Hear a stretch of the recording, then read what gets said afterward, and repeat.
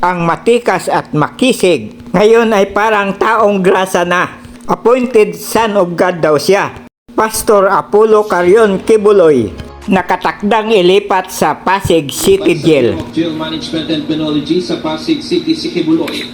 Ito ay pagkatapos na matapos ang kanyang hiling na 5 araw na extension ng medical furlough sa korte.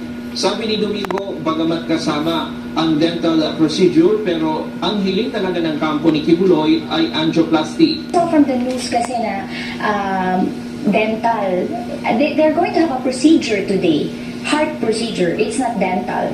I don't know why they have to say that it's dental.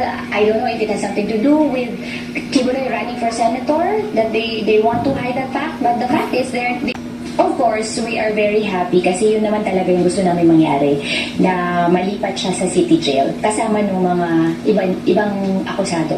Dapat special treatment kasi kasama naman siya ng katulad ng ibang mga akusado, walang dahilan para magkaroon siya ng special treatment na hindi niya maranasang makulong din habang tinatry yung case niya.